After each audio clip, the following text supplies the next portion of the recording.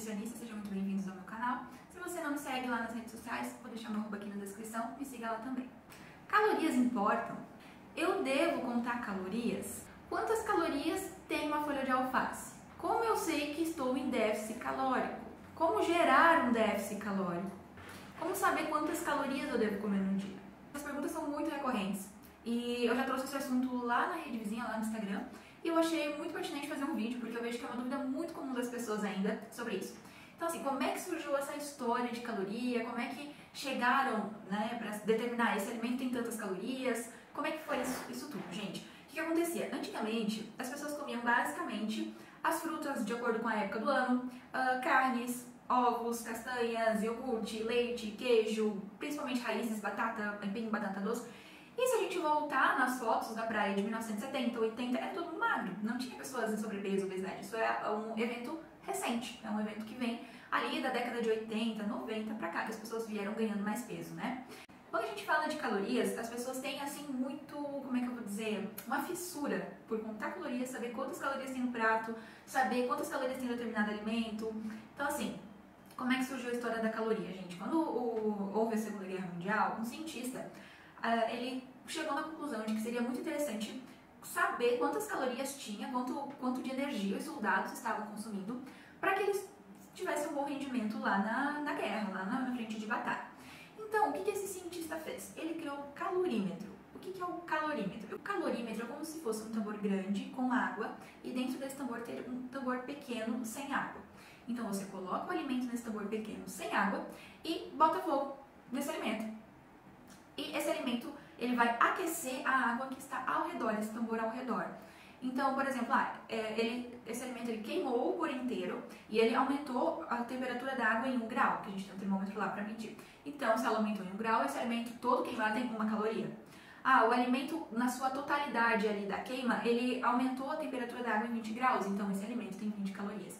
Então, a caloria quer dizer quanto de calor esse alimento gera após ser queimado para aquecer essa água ao redor. Geralmente é 1 litro de água que tem ali nesse tambor ao redor. Quanto que ele aqueceu 1 litro de água, tá? Então assim, a gente precisa pensar que se eu for botar ali a combustão, por exemplo, de 1 litro de gasolina, gente, isso vai dar, sei lá, umas 800 calorias. A gasolina é altamente inflamável, a gasolina é altamente calórica, né? Porque ela gera muito calor, aquece muito essa água ao redor. Mas não necessariamente a gente toma gasolina. Primeiro, porque é tóxico. Segundo, porque, né, inviável ninguém toma gasolina. Então, a gente precisa pensar que nem tudo que tem caloria é comestível. E quem já tem um pouco mais de familiaridade assim, com tabelas, por exemplo, tabela Taco, Tucunduva, quem já vê rótulo de alimento, quem já tem mais tato com números, com composição de alimentos, né, quem é estudante de nutrição já passou lá pela bromatologia, a gente vai ver que existem variações. Por exemplo, uma banana aqui do sul, aqui de Santa Catarina, estou falando de Santa Catarina, ela vai ter um valor diferente de uma banana que é colhida lá no Recife, lá no Ceará, lá no Norte, no Nordeste. Por quê? O solo influencia muito na composição do alimento, o clima influencia muito na composição do alimento. Se foi usado agrotóxico, se foi usado pesticida, se foi feito o plantio dela foi feito na safra que era para ser, se foi feito fora da safra. Então isso tudo influencia na variação dos valores. É óbvio que não vai ter uma variação muito grande, mas existe essa variação. Então não dá pra gente se basear somente em contagem de calorias. Por quê? Não é totalmente fidedigno, ela dá uma noção, ela dá um norte para onde a gente quer ir, mas a gente não pode apostar todas as fichas nisso, tá? Justamente pelas variações e justamente porque não é totalmente fidedigno. A gente precisa ter ela como uma base, mas não se basear somente nela. Um outro ponto óbvio, mas eu acho muito importante trazer ele à tona, é que o nosso corpo não é uma fogueira. Existem vários processos químicos, biológicos, metabólicos que acontecem na digestão. Então, por exemplo, 100 calorias de brigadeiro vai ser diferente de 100 calorias de ovo dentro do nosso corpo. Então, a forma com que os alimentos conversam com o nosso corpo é completamente diferente. Então, assim, eu vou fazer, vamos supor, vou fazer uma dieta de 1000 calorias para emagrecer, porque fiz os cálculos lá metabólicos, meu corpo gasta 1200, então vou fazer um déficit leve ali de 200 calorias, vou consumir diariamente 1000 calorias.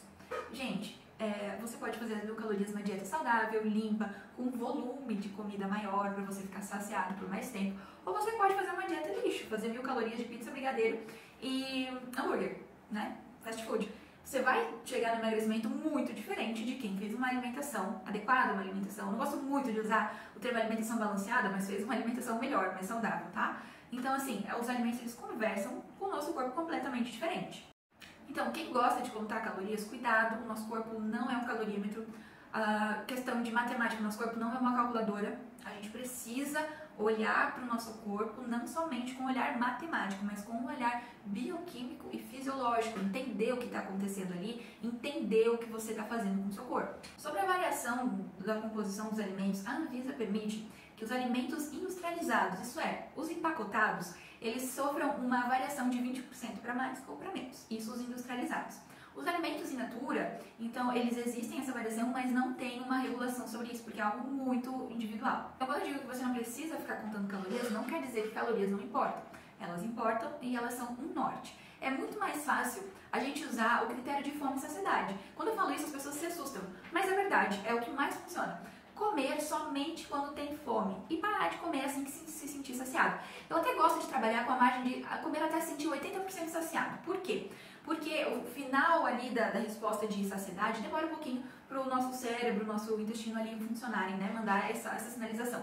E a gente está numa geração, né, que é tudo no Wi-Fi, no Bluetooth, manda na hora, recebe na hora, né? Então a gente precisa entender que o nosso corpo, ele é primitivo, o nosso corpo não é uma tecnologia conectada a Bluetooth, Wi-Fi, nosso corpo é algo que vem evoluindo ao longo dos milhares de anos e os hábitos adotados, né, nesse último século, vem trazendo problemas muito recentes, muito atuais, muito a serem estudados na saúde.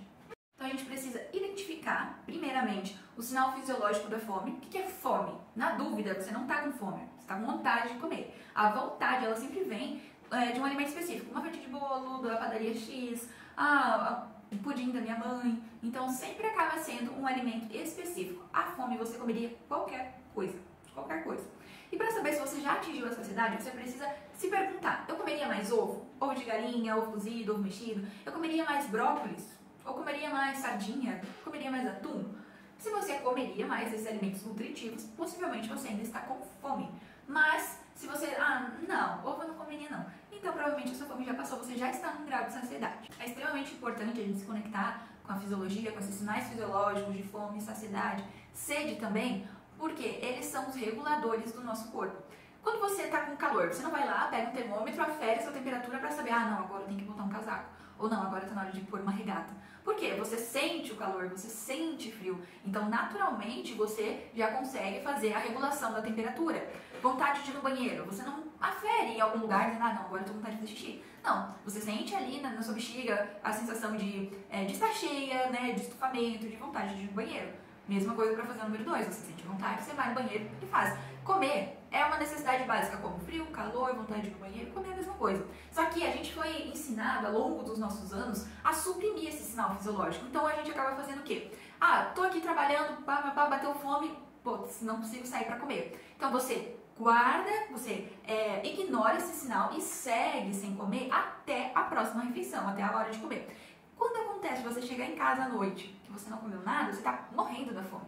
Então você acaba extrapolando, você acaba vindo com a fome rebote, comendo o dobro, justamente porque você suprimiu inicialmente o sinal fisiológico e depois ele veio com a fome rebote, veio aquela fome daquele horário mais a fome do horário que já está na hora de comer de novo, entendeu? Isso já cai de quebra, já quebra aquele tabu, né? De que fazer dieta passa fome, gente. Ninguém passa fome fazendo dieta. Meus pacientes não passam fome fazendo dieta. Se tá passando fome, tá errado. A gente precisa ajustar, tá fazendo errado, a gente precisa conversar e ver aonde que tá falhando, tá? Então, assim, a fome, gente, ela precisa ser respeitada. Então, pra isso, a gente tem algumas estratégias alimentares que a gente usa para não ficar fazendo picos de fome o dia todo, né? Porque tem gente que fala, se eu vou comer só quando eu tenho fome, eu vou comer o dia inteiro. Então, provavelmente, você está tendo uma alimentação muito rica em carboidratos refinados, principalmente farinha e açúcar, né? Farinha branca e açúcar. Provavelmente você está comendo pouca proteína, a gente precisa ajustar o aporte proteico. Provavelmente as gorduras, você está comendo pouca gordura e está comendo gordura de má qualidade, a gente precisa comer gorduras boas, principalmente castanhas, azeite de oliva, abacate, coco, peixes também. Então, a gente precisa ajustar, primeiramente, a estratégia alimentar para que você consiga respeitar a sua fome e saciedade, porque se você comer, por exemplo, carboidrato refinado o tempo todo, ele vai virar açúcar no sangue, sobe o pico, né, faz um pico de açúcar e depois despenca, ele não bate devagarinho.